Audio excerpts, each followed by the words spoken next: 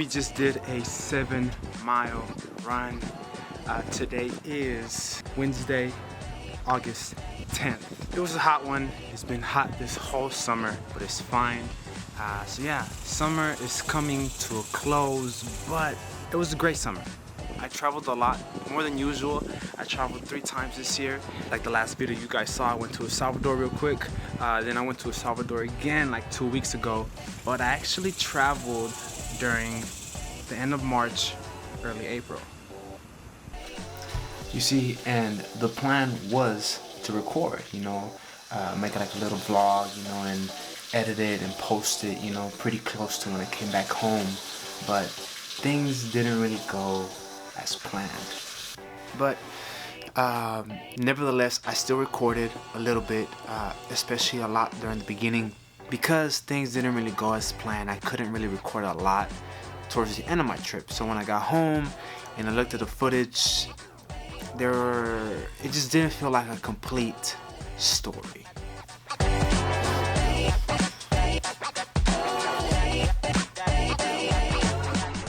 And because it didn't feel like a complete story, I just didn't really look at the footage, you know, especially with the things that had happened. I didn't really want to look at the footage. But after some time has passed and I recently looked at it for the first time, I was like, you know what, I think I can make something out of it. But since what I recorded is all over the place, I'm gonna do my best to kind of bring it all together and fill in the gaps that I didn't record. The trip was actually in April, so let's go back to April.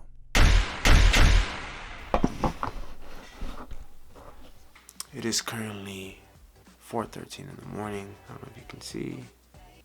It is early.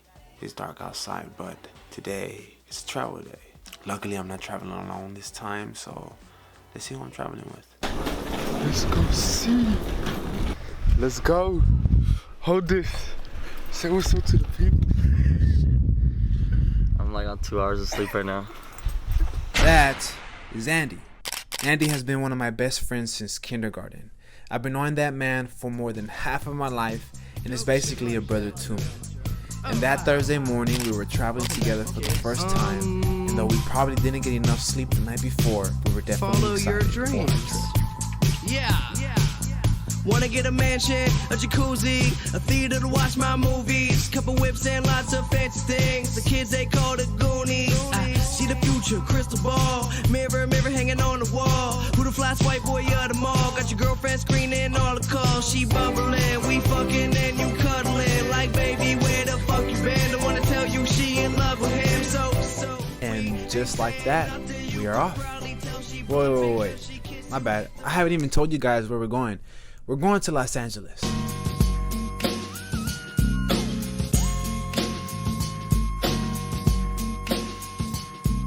And we're going to Los Angeles because Andy somehow convinced me last year to get tickets to. You might be thinking, oh my god, Coachella sounds so fun. No, wrong. But we'll get to that later. But yeah, we landed in LA safe and sound. And let me tell you, the weather over there is great. The scenery is great. The traffic, just like Houston. But yeah, and after we landed, we went out to breakfast. And then they took us to this park in the middle of downtown. And then me and Andy were tired because we woke up early that day. And we went home and took a nap.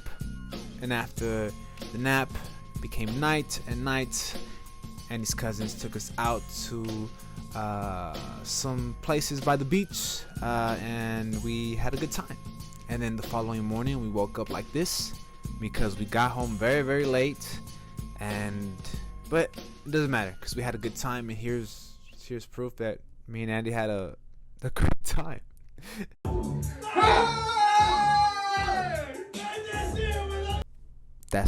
That's all you're gonna see from that video ever. And with our morning faces and all, me and Andy were ready for Coachella Day 1. Coachella takes place in Indio, California, which is completely surrounded by the desert. and during the day it's hot and at night it cools off. We got to the event like at 6 p.m. when it was getting a little chilly, but just as the sun was coming down, the wind was picking up.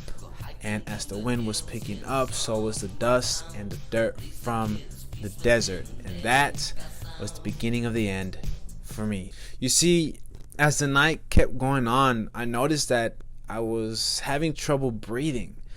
And it was just getting a lot harder just to breathe. And shortly after, I began to wheeze. And wheezing is basically the noise that you make when you're having trouble breathing. You kind of sound and look like this. I sounded like that, but I thugged it out. I thugged it out for Harry Styles and Sign of the Times. And honestly, Harry Styles had one of the best shows out of the whole festival, and honestly, the best show I've ever seen.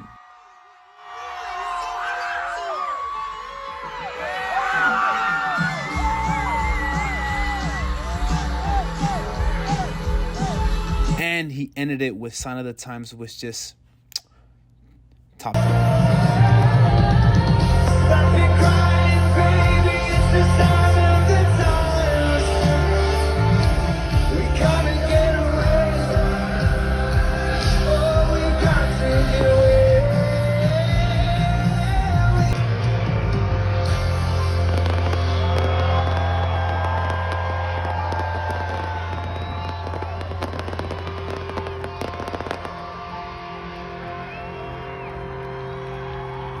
And it was dope, but as the day kept going, that night kept going, it just got worse. And honestly, by day 3 of the festival, it felt like I was just breathing through a straw.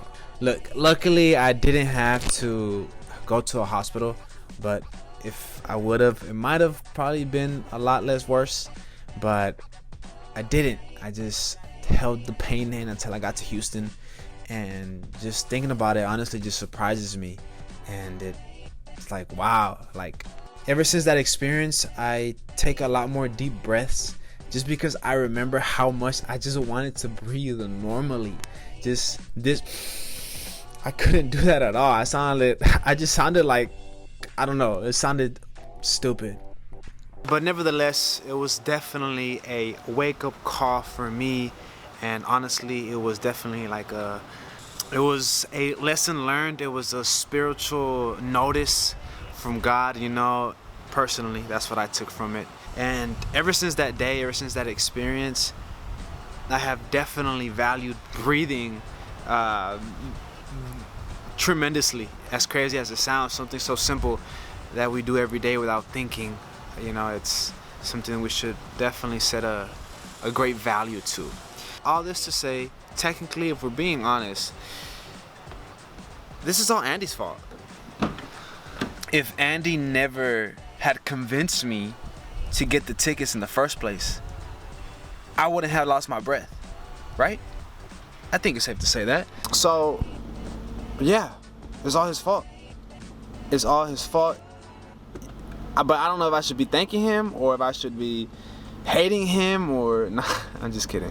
But nah, that's not gonna happen. I can't hate him.